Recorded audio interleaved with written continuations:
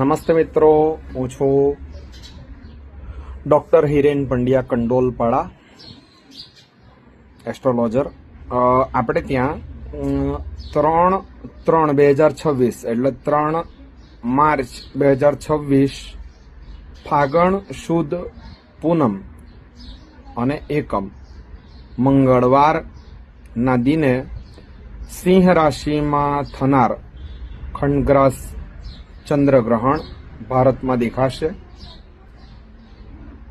આ ગ્રહણ ભારત, એશિયાના ઘણા દેશોમાં, ઓસ્ટ્રેલિયા, આફ્રિકા, યુરોપમાં દેખાશે તથા આ ગ્રહણ પેસિફિક મહાસાગર, પૂર્વીય યુરોપ, ઉત્તર અને દક્ષિણ અમેરિકા અને એટલાન્ટિકા મહાસાગરની ઉપર આ ગ્રહણ દેખાશે.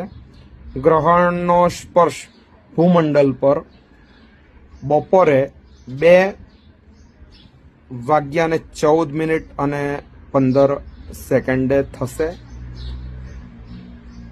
ભૂમંડળ પર ગ્રહણનો મધ્ય સમય 5:42:04.